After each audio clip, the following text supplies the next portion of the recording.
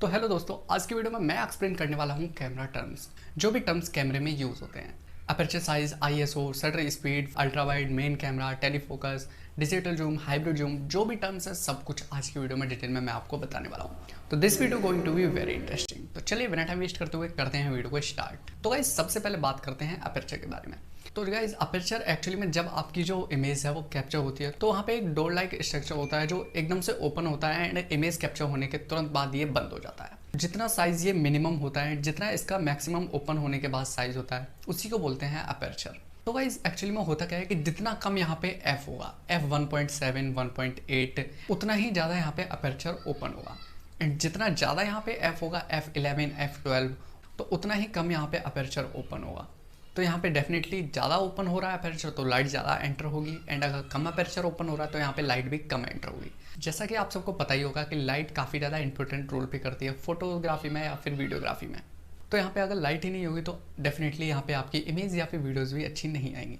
तो गाइस एक और एग्जांपल से मैं आपको यहाँ पे समझा देता हूँ। जैसे कि आप जब भी किसी अंधेरे रूम में बैठे हुए हों एंड सडनली आप अगर बाहर जाते हैं तो आपके साथ ये डेफिनेटली हुआ होगा कि धूप में आपकी आइज़ अपने आप ही यहाँ पे क्लोज होने लगती हैं। अब यहाँ पे भी एक तरह से अपर्चर का ही यूज़ होता है। अब ज़्यादा लाइट एंटर हो रही है तो डेफिनेटली वो भी बर्दाश्त नहीं कर पाते हम, तो वहाँ पे हम अपनी आइज़ को हल्का सा क्लोज कर लेते हैं ताकि जो लाइट है वो कम एंटर हो हमारी आइज़ में। जब हम अंधेरे में होते हैं तो हम अपनी आइज़ को ज़्यादा खोलने की कोशिश करते हैं ताकि लाइट ज़्यादा एंटर हो एंड हमें विजिबल हो पाए ऑब्जेक्ट्स। तो ऐसे यहाँ पे कैमरे में भी आपको देखने को मिलता है। तो आई होप अब आपको अपर्चर तो क्लियर हो गया होगा। तो आगे चलते हैं आईएसओ। आईएसओ यहाँ पे एक ऐसा टर्म है जो कि रिलेट करता है ब्राइटनेस से। अब जितनी ज़्यादा आपको यहाँ पे ब्राइटनेस करनी है उतना ही ज़्यादा यहाँ पे आपको आईएसओ बढ़ाना पड़ेगा।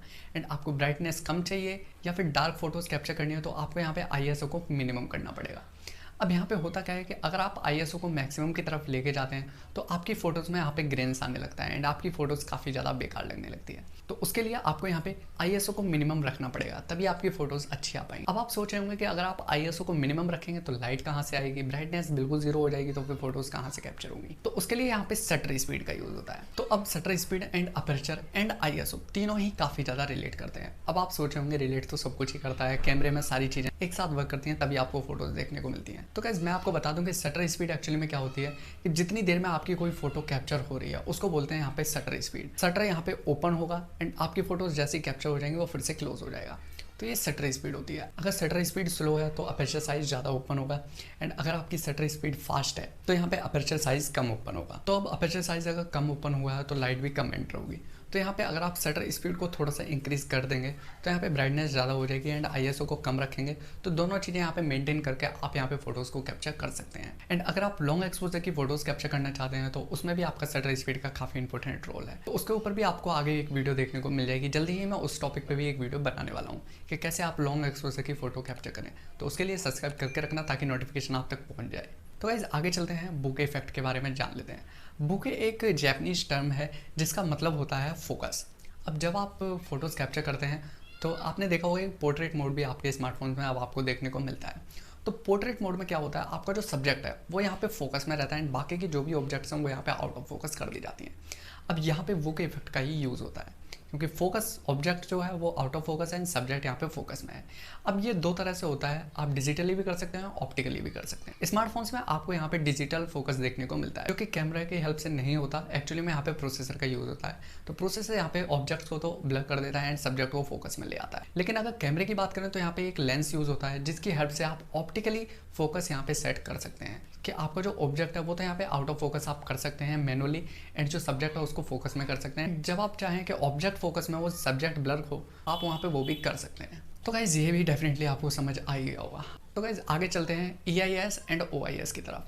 तो ये दो टर्म स्पेशली आप स्मार्टफोन बाई करते हैं तो फ्लैगशिप स्मार्टफोन्स में तो डेफिनेटली देखने को मिलता ही है। तो EIS का मतलब होता है इलेक्ट्रॉनिक इमेज स्टेबलाइजेशन। अब यहाँ पे इमेज स्टेबलाइजेशन का मतलब है जब आप वीडियो शूट करते हैं तो आपने देखा होगा किसी किसी फ़ोन्स में जो वीडियो शूट होती हैं वो काफ़ी ज़्यादा हिल रही होती हैं, यानी कि कैमरा स्टेबल नहीं होता है। लेकिन कुछ फ़ोन्स में जैसे आईफोन्स की वीडियोज़ की बात करें तो वहाँ पे जो वीडियोज़ होती हैं काफ़ी ज़्यादा स्टेबल होती हैं एंड कैमरे की वीडियोज़ भी काफ़ी ज़्यादा स्टेबल होती हैं। तो यहाँ पे भी EIS एंड OIS का ही यूज़ होता है।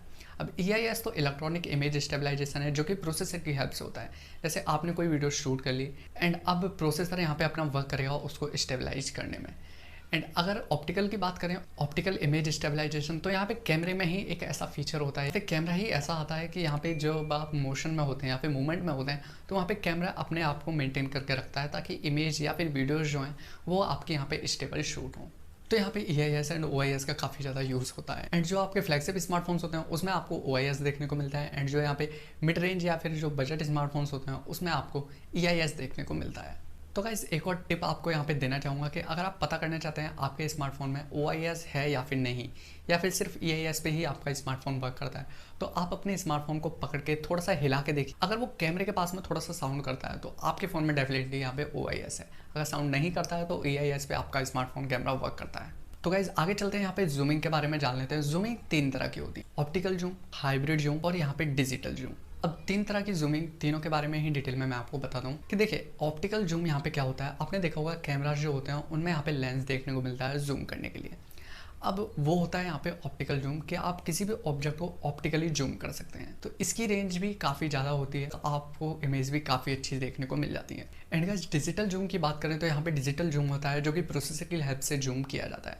जब आप कोई फोटोज़ स्मार्टफोन से कैप्चर करते हैं तो यहाँ पे कोई भी लेंस, एक्सटर्नल लेंस यहाँ पे यूज़ नहीं होता है, तो यहाँ पे मोस्टली आपको डिजिटल जूम ही देखने को मिलता है जो कि प्रोसेसर की हेल्प से जूम किया जाता है। एंड गाइस हाइब्रिड जूम दोनों का कॉम्बिनेशन होता है। तो हाइब्रिड जूम मोस्टली आपको पॉइंट एंड शूट कैमरा में देखने को मिलता है कि आप 4x तक तो यहाँ पे डिजिटली जूम कर सकते हैं, एंड उसके बाद अगर आप 8x तक जूम करना चाहते हैं तो वो वहाँ पे आपको डिजिटली जूम देखने को मिलेगा।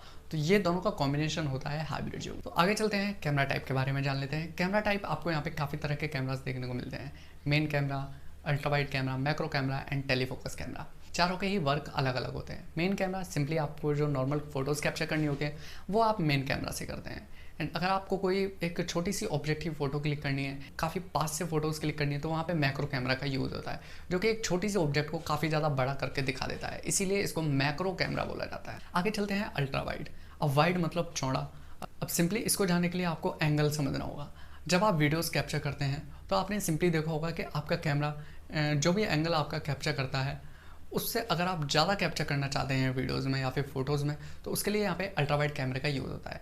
मान लीजिए अगर आपका कैमरा 90 डिग्री या फिर 100 डिग्रीज़ की फ़ोटोज़ कैप्चर करता है, तो आप अगर इससे ज़्यादा करना चाहते हैं तो आपको यहाँ पे अल्ट्रावाइड कैमरे का यूज़ करना होगा, एंड ये आपको 120 से 125 डिग्री तक की फ़ोटोज़ भी आपको दे देता है। एंड अगर आप 360 डिग्री फ़ोटोज़ कैप्चर करना चाहते हैं उसके लिए अलग कैमराज आते हैं जो कि 360 डिग्रीज़ की फ़ोटोज़ भी कैप्चर करते हैं। अब बात करते हैं टेलीफोकस कैमरे के बारे में। टेलीफोकस कैमरा यहाँ पे सिंपली आपको नाम से ही पता चल रहा होगा, फोकस। अब यहाँ पे जो पोर्ट्रेट मोड कैमरा होते हैं उनमें यहाँ पे जो सब्जेक्ट होता है वो फोकस में होता है, वो टेलीफोटो कैमरा की हेल्प से भी होता है। ये क्या करता है, सब्जेक्ट हो तो ये फोकस में ले आता है एंड बाकी के जो ऑब्जेक्ट्स हैं उनको यहाँ पे आउट ऑफ फोकस कर देता है। तो गाइज ये थे कुछ कैमरा टर्म्स जो आपको जानना काफ़ी ज़्यादा ज़रूरी है। अगर आप स्मार्टफोन से फोटोग्राफी या फिर कैमरे से फोटोग्राफी करना चाहते हैं तो ये बेसिक टर्म्स आपको पक्का पता ही होना चाहिए, तभी आप अपनी फोटोज़ को अच्छे से कैप्चर कर पाएंगे। तो आई होप गाइज अब आपको सब कुछ क्लियर हो गया होगा एंड वीडियो भी आपको पसंद आए तो एक लाइक जरूर कर देना, एंड गाइज चैनल पर पहली बार आए तो सब्सक्राइब भी कर लीजिए ताकि ऐसी इंटरेस्टिंग वीडियोज़ मिस ना हो। Thank you so much.